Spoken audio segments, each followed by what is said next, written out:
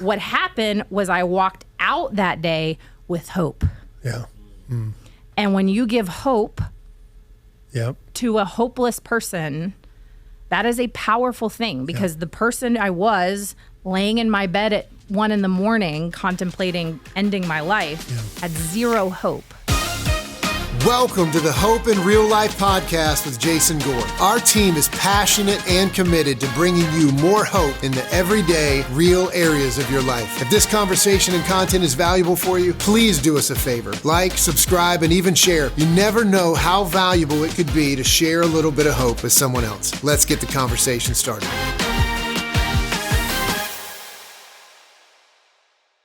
Well, hello, Hope in Real Life family. We are in for a treat on this episode. This podcast, as you know, is all about bringing hope into the everyday moments of our lives. I know there's some listeners out there that are like me and have often thought, man, if I just had a bit more money, I could be a little bit further down the road. We're going to talk about that in this episode, but so much more.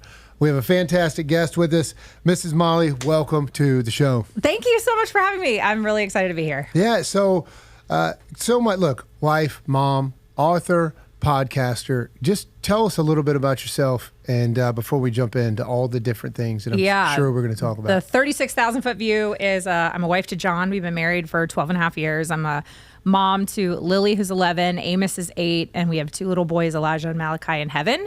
And we live on a small farm in Hillsborough, North Carolina, and we raise ducks and chickens and turkeys and geese and goats and all of the various and sundry animals. We have bees, and life is busy and full and wonderful and beautiful. And my day job, I guess you could say, is I get to write and produce a podcast every week. And I just released my first book back in March. And I actually, today, the day we were recording this, it's my first day of school as I am attending seminary. So, awesome. So I started seminary today. And so now I'm a grad student. So just casual. So that's my life in a nutshell. So you said a book, If I Don't Laugh, I'll Cry, is the name of the book. And I said, Miss Molly, that's the Southern boy in me coming out being respectful. It's all right. It's all Molly right. Stillman. Yeah. And I know you talk about this in your book, but can you just give us a little bit of background, just a Cliff Notes version on your story? Yeah, that is a loaded question, but I'll try to do the best that I can. So I did not grow up a Christian. I didn't grow up in a Christian home. I grew up the daughter of 2 incredible parents who were recovering alcoholic Irish Catholics. So that was we're now writing a movie as we speak. Correct. So my life was loud and unfiltered, and there was a lot of bad words, but a lot of laughter. And so, my parents actually, my dad had been married a couple times before he met my mom. My mom had been married once before. And so, they met later in life. My dad was 41 when I was born. My mom was 38. And this was in the 80s, which that was not super common. Right. But they met in AA, they fell in love, and they actually got married 6 weeks after their first date. Wow. And so we kind of was thrust into the world into this very unique family situation. But even more unique is my mom was a Vietnam veteran. So she served from 1969 to 1970 as an Army nurse in the Vietnam War. And when she came home from Vietnam, they actually don't even know the exact number, but they think about 11,000 women served in Vietnam. And when she came home, she had severe PTSD. She was suffering from alcoholism, drug addiction. She was in a marriage where she was broken. She was so broken, she talks about this in her story, that she didn't even tell her therapist she had gone to Nam. That was how much she repressed it. And it was at a time where the VA didn't even acknowledge that women served in Vietnam. They had no way to support veterans who had PTSD. It was just a host of things. And so then my mom wrote and published her memoir called Home Before Morning in 1983, so 2 years before I was born. And eventually it went on to inspire a TV show called China Beach, which aired in the late 80s, early 90s. And so I was born into this kind of unique situation, which by osmosis, I never didn't know my mom was a Vietnam veteran, because she was constantly testifying before Congress, or she was on Larry King Live, or, Colin Powell was in my living room. It was things that I didn't think about as a kid. I didn't think. It's hard for me too, because people are like, "What's it like when Colin Powell comes to your house?" And I have to tell them, I mean, just relax. I'm just saying, but not casual. everybody. I know. It's, everybody doesn't get to experience that like we did. You know? I'm just saying, it's just like I've got a few flexes I can drop if I really small needed to. Flex. That's cool. Slight flex. Yeah. But yeah, it was this really just unique upbringing, and one time Ronald McDonald came to my birthday party. So. Hey, I mean, I'm not gonna lie though, I'm terrified of clowns. So good for you and better for me. I'll let you continue. Sorry. No, it's okay. I just got flexed on, and I love it. No, it's all right. It's all right.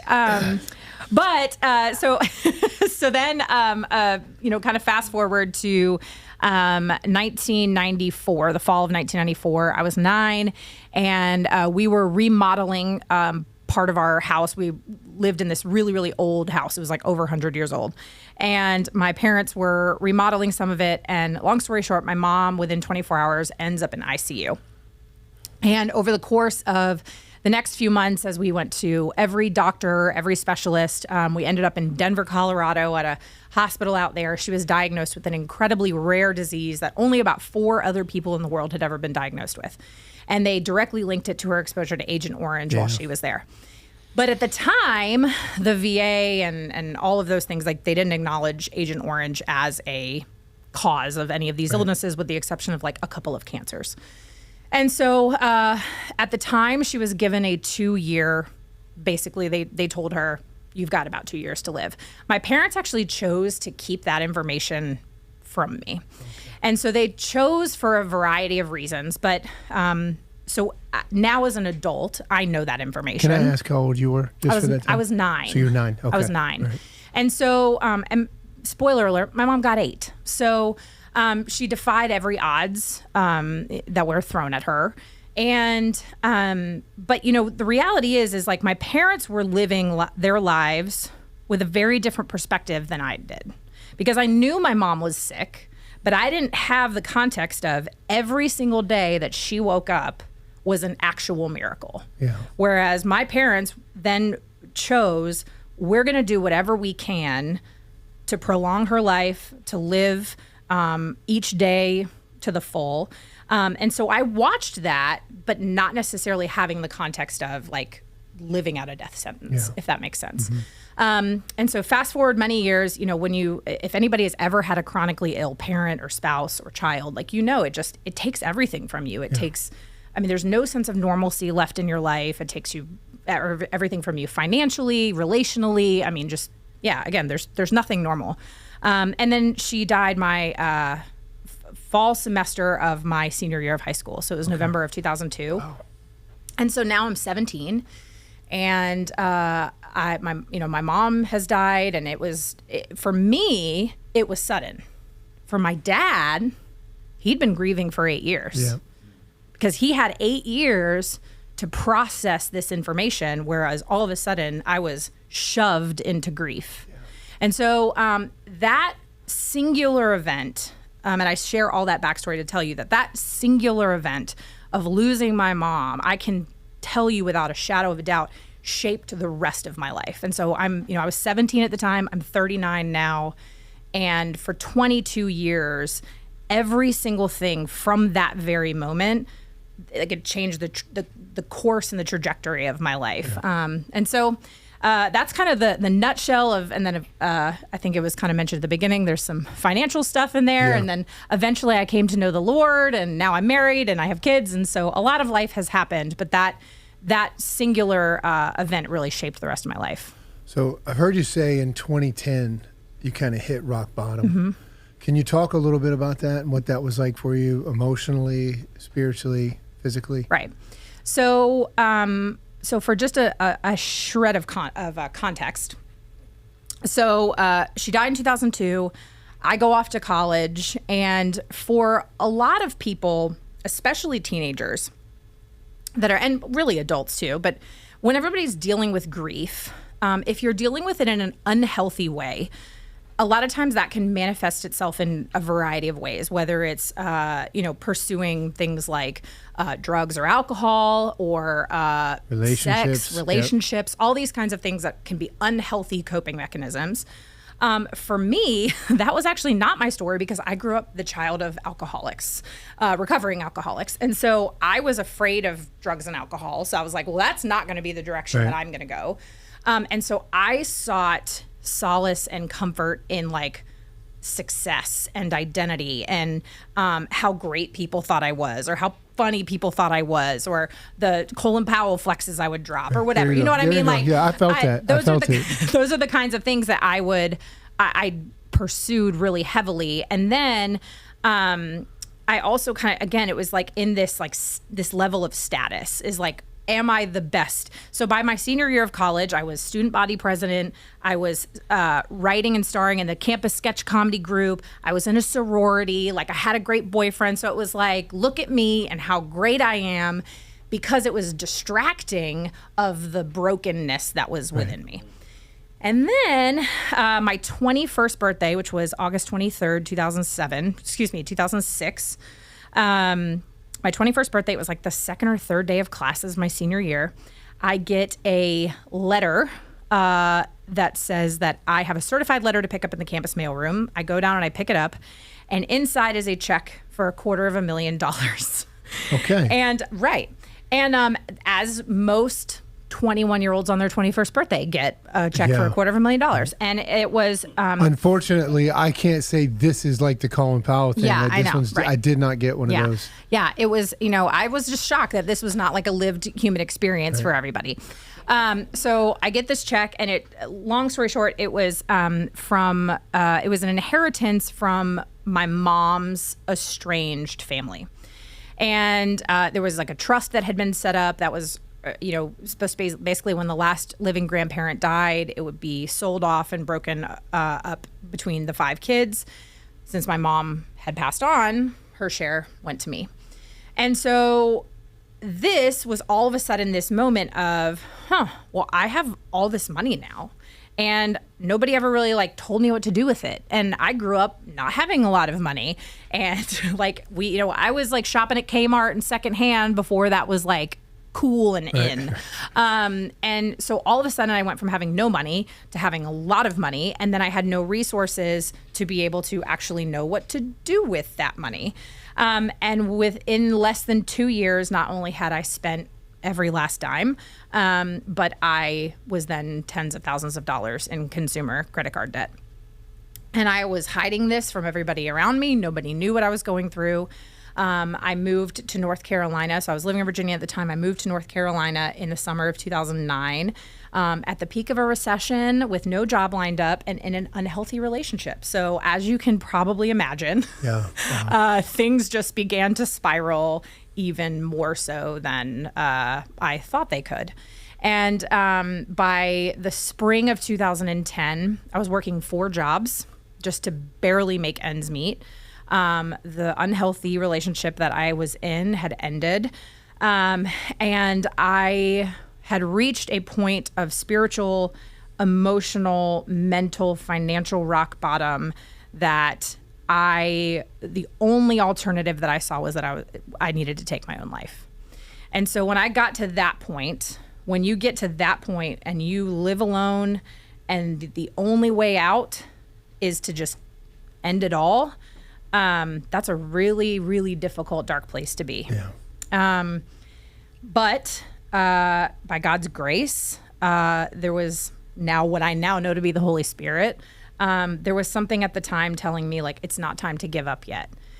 And so in the fall of 2010, I kind of got to this point where I'd tried everything else, and I was like, I guess I'll give this Jesus guy a try. Like, why not? I mean, truly, that's like really the point that I got to where I was like, this is my last ditch effort. Let me ask you a question. Because your mom had passed away. Mm-hmm. Was your dad still living at the time? My dad, actually, he is still living. He just turned 80. Wow. Yeah, he's killing That's it. awesome. He's loving it. Hope in Real Life family, I want to take a moment and let you know about a resource that we have for you for your own personal development, spiritual enrichment, and really a way for you to find a bit more hope in real life. We have a tool for you called the Hope in Real Life app. It offers things like parenting tips, financial resources, marriage insights. If you're looking for it, there's even Bible reading plans in there. And there's a community where you can even share prayer requests and know that someone is praying for you for whatever it is that you have going on in your life. It's available right now in the Apple App Store or in Google Play. You can search Hope in Real Life in both stores, or you can use the download link that is in the show notes. Remember, tomorrow can be better than today, and hope is possible even in real life. Did you have any other supportive, don't forget where we were because I'll forget in your story. Did you have other supportive relationships? You mentioned an unhealthy relationship. At the time, I did not. No.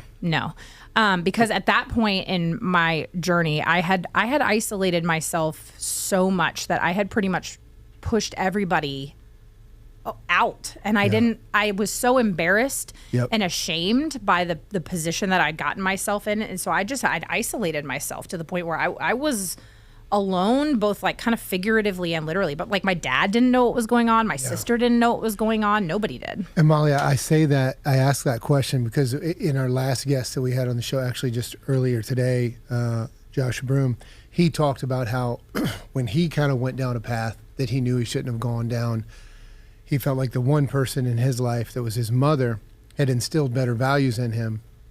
And so he felt like he had severed that relationship and was embarrassed and took him to a place of isolation. Yeah. And it's just, when you hear something consistently, you know, I certainly don't have a degree in this stuff. I got some life experience, but it's mind-blowing how our trauma, our poor decision-making actually take us to a place that tells us, okay, so now I have to run from people, when really at the end of the day, what we need to be doing is allowing people in our lives to love us and to remind us, no, you actually do have some value in your life. Yeah. Yeah. I mean, we can look at all throughout scripture, like God did not create us to be in isolation. Right. Like, and this is actually something I talked about at my church, earlier this year, is something that had never occurred to me, is that if you go all the way back to Genesis, if you go all the way back to the beginning, we can be alone with God. Right. We could be alone and have God. Mm-hmm. And God does not want us to be alone. Like when he literally looks and he says, it's not good for man to be alone, so I'm going to make a helper for him. Yeah. And so he creates Eve, but it's to create this picture of community, because sometimes like people can say like, oh, I'm not lonely, like I have Jesus. You can be alone and have Jesus. Yeah. Right. You can be alone and have Jesus. And so like that was a moment where I realized like I can't do this alone. And so at the time, so in the fall of 2010, I had started, it's hard to say, you know, like what we were, but you know, like the kids say talking, but I was like talking to this guy that I work with, who, spoiler alert, is my husband now. But we worked together, and it was one of those things where we kept getting assigned to like different, like work projects together. Oh, he was like your work bestie. He became my work bestie. Okay. But I remember one day, there was a point where I was like, he's kind of cute. But I did not want a relationship. Yeah. Okay. I was like not in a good spot for that. But we had been assigned to a task like where we had to go and set up for the 4th of July at Keenan Stadium in Chapel Hill. And so we had some time to kill. And so we ended up getting lunch on Franklin Street. And I remember we sat in Spanky's restaurant, RIP, right there on Franklin Street. And over, their delicious chips, we started talking. And for the first time, like I was having this conversation with another person where like, I didn't feel, as I started to share some things I had never really shared, like I didn't feel alone. I didn't feel judged. And so, but very quickly I learned he was a Christian, and he had grown up in the faith his whole life, and he had missed 5 Sundays ever. Yeah. And so one day in September of 2010, I just, on a whim, I said, can I go to church with you? And he was like, yeah, absolutely. And how long had you been friends? We were just, friends for probably friends eating chips at Spanky's. At that point, probably like 2 months. 2 months, okay. 2 months. I mean, we'd worked together for probably 8 months at that point, but we'd been like hanging out regularly for like 2 months at that point. But like I said, it was just this moment where I realized I was like, something is different about him, and it wasn't like not even in a romantic sense. What it was this guy like. Is just, I've always described my husband as this, and he was like this when I met him, and when he was in his mid-20s to now at, almost 41. Like, he's steadfast, he's solid in his identity, and he is just really secure in who he is. And what God created him to be and who God created him to be. And there was something that was just really unique about that to me, where he's not swayed by the winds of culture. He's not swayed by he is just rock solid in his beliefs and his foundation. And that was not anything I was remotely used to. Oh. And so I stepped foot in the doors of a church for the first time, and I was terrified. Yeah. Because I was like, these people are going to find out my junk, and they're going to be like, no, thank you, get on out of here. But that day, I heard the gospel for the very first time. I had never heard the gospel before. I had never heard that there was I knew who Jesus was, but I could not have told you that he was God's son who was sent to earth to live a perfect sinless life, to die on a cross for me, for my sins. And then for 3 days later, for him to be risen from the dead so that I could have eternal life with him, that I could be forgiven. Like I had never heard it. Yeah. And I was 25. Wow. And I walked out that day, and I don't want to paint this, Hallmark story where I raised my hands and I surrendered it all and it was crying and it wasn't that. What happened was I walked out that day with hope. Yeah. Mm. And when you give hope to a hopeless person, that is a powerful thing, because the person I was laying in my bed at 1 a.m. contemplating ending my life had zero hope. But the next day, I had a sliver of hope. Yeah. And then I continued to go to church every single Sunday, and I got a little bit more hope and a little bit more hope and a little bit more hope. And then that's it's just this process of growth little by little that adds up. I mean, now I'm not discounting the people who fall on their knees and raise their head. That happens for some people. Right. That was not my story. Yeah. It was a much more gradual thing, because I think God knew that he had a whole lot of work to do in here. Hope in Real Life family, I want to pause for a moment and let you know about an opportunity that I believe can help you find a bit more hope in everyday life. Listen, I know a lot of our viewers probably aren't a part of a church, or maybe you gave up on the church a long time ago. And believe me, possibly for good reason. I understand. But I don't want you to miss out on the hope that you can actually experience by journeying alongside of a group of people that really are seeking God's best for their lives. If you are the least bit curious, we try to make this as simple for you as we possibly can. Wherever it is that you digest digital content, podcasts, you can go to the podcast store. You can check it out on YouTube and just search Hope Community Church. You'll be able to find our messages there and check those out. Or if you actually want to tune in during a service time, you can go to gethope.tv at 4:15 or 6 p.m. Eastern Standard Time, or you can tune in at 9:30 or 11:15 a.m. Eastern Standard Time. Again, that's at gethope.tv. We hope that you'll take a chance with us and experience what it is God has for you in your life. You're going to find practical messages that will help you find hope in the everyday moments of your life. Hope you'll check it out. How long did you and your now husband date before you ended up getting engaged? So he finally admitted I was his girlfriend by Halloween. Okay. So Halloween, well, because we had to, we worked at a radio station in Chapel Hill, and for anybody in the Chapel Hill area knows, Halloween on Franklin Street is a whole thing. Yes. It's a whole thing. And so we were I had broadcasting. I would say my kids listen to this. I may or may not have had a significant night of partying my freshman year in college on Franklin Street during Halloween. Yeah, it's a thing. But I maybe didn't. Yeah, but you maybe didn't. Hypothetically. Hypothetical. Yeah. So, but we worked with the radio station. We were broadcasting from Franklin Street on Halloween, and my husband, we decided to go as Forrest Gump and Jenny. Oh, good. And so I know, and but he wasn't my boyfriend, because he was like, I don't have a girlfriend. I don't want a girlfriend. And he picked me up, and he was like, and I was like, oh, hi, Forrest. I'm not kidding. This is so true. And hey, Jenny. And he said, hey, Jenny. And I said, why are you so good to me, Forrest? And he said, because you're my girl. And at that point, I broke character, and I was like, so am I now? Am I your girlfriend now? And he was like, yes. And then 3 days later, he told me he loved me. And then a month later, we were discussing getting married. And so we were engaged by July, and then we got married in February of 2012. So, yeah. The magic of Franklin Street. I know, the magic of, and he was in full forest costume, and he would just run up and down Franklin Street, and he had the forest run nailed, and then I would literally stand on the sidewalk and go, run, Forrest! Anyway, so that was really fun. Okay. Hope in Real Life family, clearly the conversation is going great, but we're going to press pause just for a moment in case you just happen to be getting to work or back home from your commute. If you want to keep listening, feel free just to jump on over to the next episode, and we will see you on the other side. Let's keep sharing hope. Thanks for tuning in to this episode of the Hope in Real Life podcast. If this content was valuable for you, don't forget, subscribe, share. You never know how important it could be to bring a little hope into someone else's life. There's even a place here for you to comment. We would love to hear from you and hear your feedback. Until next time, let's keep sharing hope.